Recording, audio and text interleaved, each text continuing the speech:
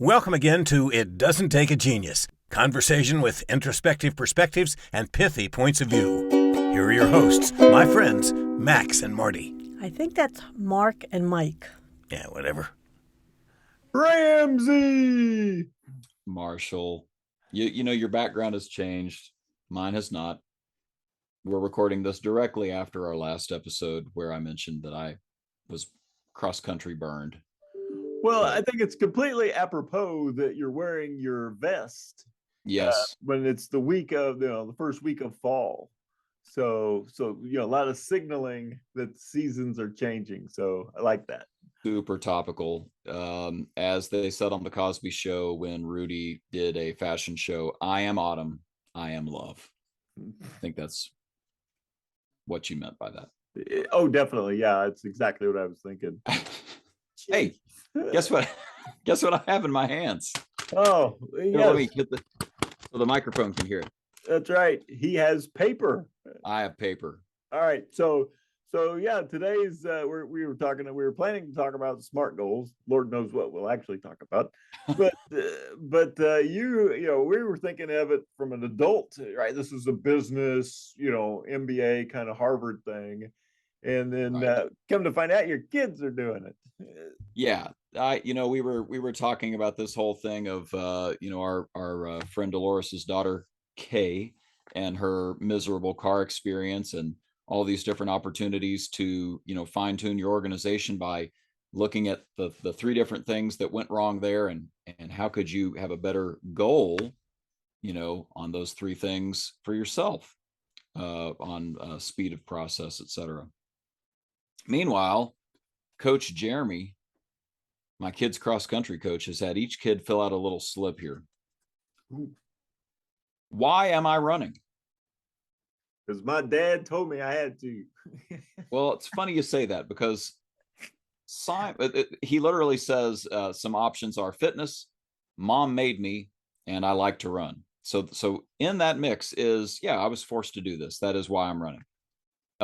Simon's answer, my 8-year-old, he says, I thought Isaac was going to be on the team. Isaac is not on the team. Simon has had trouble with motivation running this year. I had to run, as I mentioned, a whole course with him a couple of weeks ago just to get him to like, come on, buddy. Like other people need to be on this course. We have other races coming up. Let's finish. Got a side stitch. I don't care. Son, unhitch the piano. Yeah. Right. Good. But anyway, if Isaac was there, he'd be highly motivated. Well, it's interesting because as you read through his answers, it really gives you a picture. What's your short-term goal? Well, he originally said to drop 10 minutes off his time. We sort of talked about that and what might be realistic, and he said to go 1 minute less. What's your long-term goal? To go faster. Okay. What's your favorite part of Red House Runners? That's the team we're on. It's the Red House Runners. The potluck at the end. This is a social young man. That's what he enjoys. So I won't read you all of these, but right. Great questions, right? I want to hang out with my friends and eat. Yeah. I mean, this is perfect. Well on his way to being an adult, Oh, yeah. Yeah. Well, I could see him being on the football team. Even more friends, more eating. They always feed the football team like tons of good food. So, this is what's in his future. I have 64 friends, and they eat before every game. I love football. Oh, that's good.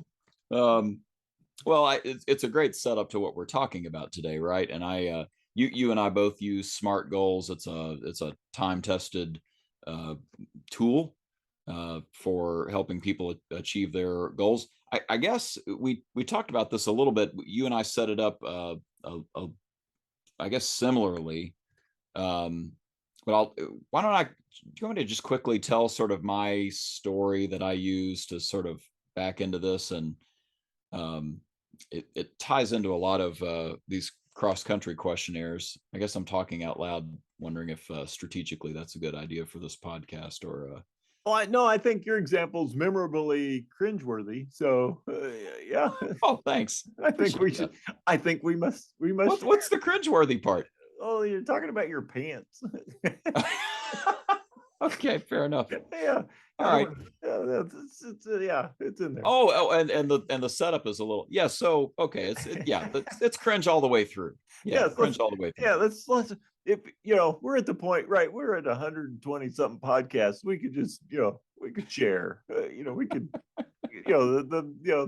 the facade is off, right? We've run out of things to make up. This is just us, Well, unfiltered, and raw.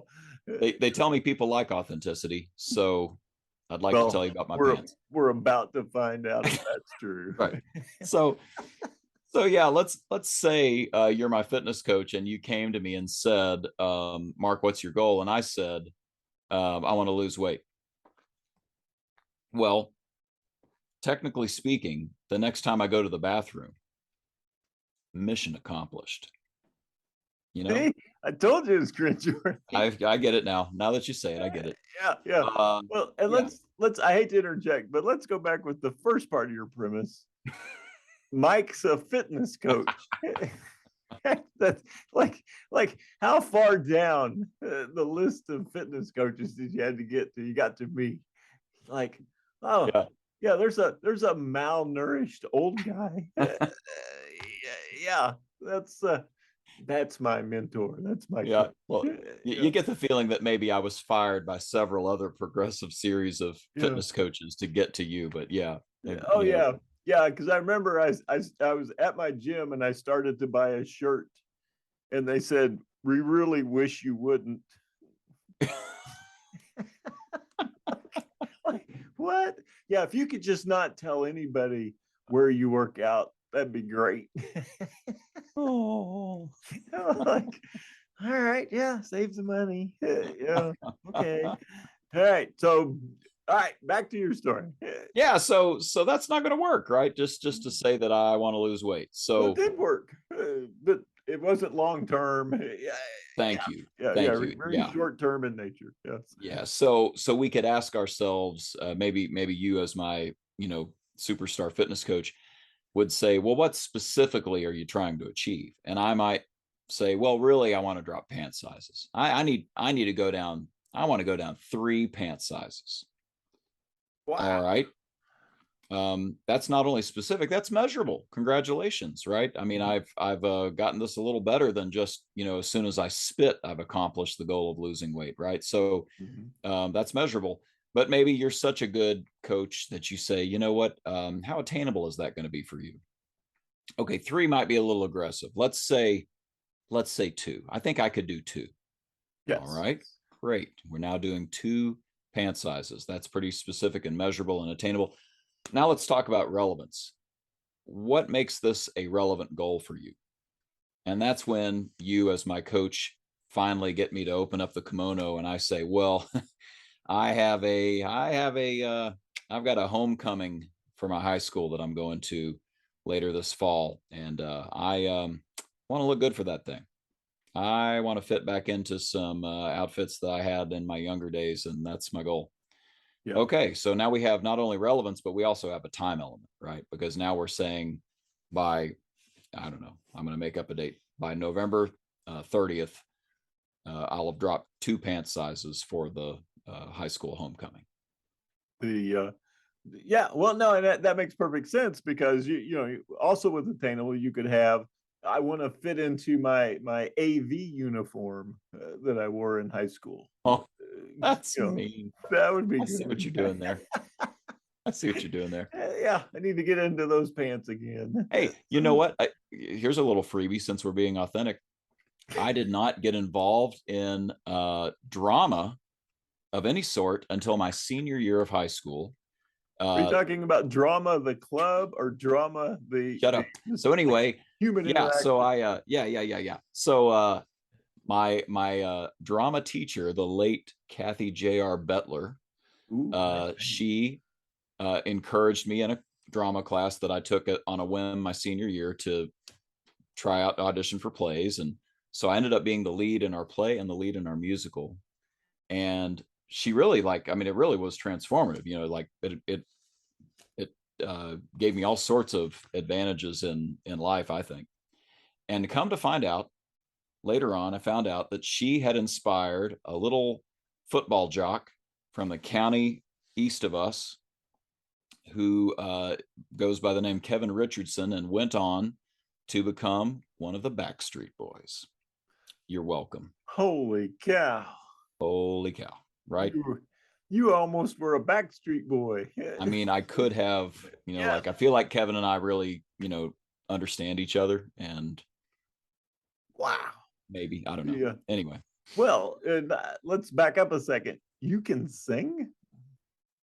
I have a decent bass to baritone voice. Yeah. Nice, You nice. ever heard me sing? Yeah, I guess that's true. Yeah, your work colleagues don't tend to sing with you, do they? No, there's not a, we have an enjoyable job, but it's not one where, like a musical, somebody breaks into a number right in the middle of something. You know, that's not technically true, because you and I have been in a meeting with General Motors years ago when everything hit the fan. And we had a gentleman from General Motors who, you know, sort of oversaw us, and he came into a room and began belting out "God Bless America." Do you remember this? Oh, that is true. That is true. So, yep. He had a captive audience. We're so far off track. Yeah. We had to be nice. Yeah, he wrote the check. People sang with him. It was. Oh yeah, we were amazing. swaying and holding hands. Yeah, it was nice. A special time. All right, so your goal, sounds smart, right? It's very specific. It's measurable. We got the whole pant size. It's attainable. Yeah, 3. Yeah, if you got down to 3, it'd just be your belt and your hip bones sticking out. I've got the feeling there. Yeah. So it was attainable. Relevancy. It could be more than one. I've got the class reunion coming up. Right. I need to run cross country with my child. Yep. So I need to be in shape for that. Yep. And then the goal, the cross country sectional is coming up, or the homecoming reunion is coming up. So cross country sectional. Yeah, I got to be in shape for that. All those things in that very specific timeline. Right. So I guess, what strikes me is how Coach Jeremy, my kids coach, is sort of drawing out a lot of these elements by asking really good questions. Mm-hmm. Right. Why are you doing this? Now you and I talk about this, that why is a dangerous question, but in the context here, it's, it's helping a kid really get to, what's your motivation here? What does make this relevant to you? Right. What is the impact that you're going to have? We talk about wildly important goals, right? What makes this so big a deal that if you don't accomplish this, nothing else matters? Those are that's a way of talking about it from a wildly important goal perspective. But it's relevant enough that it's worth reinforcing, right? It's got to be something that's so relevant that this is something that I want to have in front of me all the time so that I accomplish the goal. Well, and you're exactly right. And a lot of times even the person setting their goal, even though it's their goal, they haven't thought it through to this degree. 100%. And so how difficult would it be to stick to the quote goal of I'm going to lose weight? I don't even know when I'm going to get started. I don't know what the beginning, the middle, the end looks like. It would be so easy to push that out and procrastinate and to not do anything. That's right. Whereas for each letter of this that you add, the likelihood of you sticking to it and seeing it through goes up dramatically. That's a good way to put it. So I'm going to lose some weight. That's never going to happen. Right. But I'm going to lose 10 pounds. All right. Just changing it from that to getting specific. And now it's got a measurable component. All right. I'm going to lose weight, and now I'm going to lose 10 pounds. All right. Now it's gotten even better. The attainability. I've done it before. I can. This is something that is well within my capabilities. Relevancy. Anything like you've talked about in an event, a hard deadline, the holidays are coming and whatever. And then, you could do all of that and then not do the T, set a goal as far as the timeline goes. And now just without with every letter that's missing, the statistical likelihood of you attaining this is diminished. Yeah. Well said. Well said. And Well, some of these can even be demoralizing, right? If you don't take time to think them through, attainable, especially, if we had let my son run with, I'm going to chop 10 minutes off my time, which is basically taking his time by a third. I mean, that's impressive. That's really pushing it. That's Roger Bannister, Usain Bolt kind of performance right there. Yeah. Vangelis is constantly playing as you run. Like, Oh yeah, definitely. Yeah. But it would demoralize you, right? So, right. making it something that's a stretch, but it's attainable. Right. Yeah, you want it to scare you a little. Right. And we see this all the time. Managers will make this mistake, and like, okay, if you guys win such and such award or you hit this number, then we'll, everybody gets a bonus. We'll celebrate. And you look at the people on the team and you go, well, what's the likelihood of that happening? We've never even come close in the last 30 years. Like we couldn't even see it from where we're standing. And so it's fascinating when you watch that happen. You can see the room give up before it even starts. The room just quits. Like, well, that's so far out of the belief of attainability that, yeah, everybody just goes back to doing what they were doing. I love that. The manager's like, my team is unmotivated. They don't care. It's like, no, your goal is so far away that they couldn't even imagine the possibility of getting there. Right. And so you can have interim goals, right? If first quarter right. we get here, second quarter we get here, third quarter, and I can walk them up Milestones. to the point where it's within striking distance and it feels believable. Yeah. And that's totally cool. The other thing that we see with this a lot is people will give us grand, vague, goals. Yeah. So what are you going to do to turn your month around? I'm just going to dig in. Right. All right. Digging in. Just going to start trying harder. Right. You really don't work for a landscaping company or an excavating company. I'm confused by the digging in. Yeah. I'm going to work harder. I'm going to focus.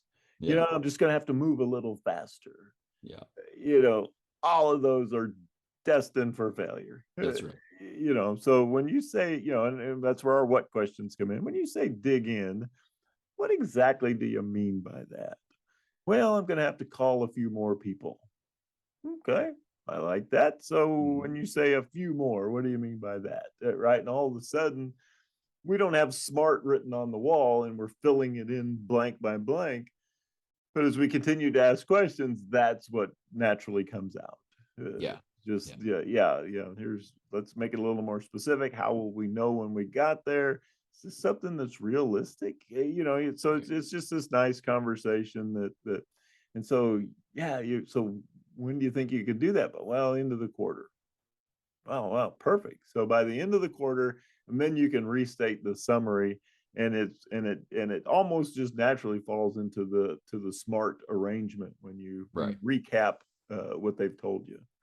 That's exactly what happens. And I appreciate you pointing that out, that, it might be a checklist for me on things I want to accomplish, but it might be a checklist for the managers who are coaching somebody around getting to that next level. It could be a facilitated discussion for the management team or the department to come up with, what's going to be their next quarterly goal or what have you.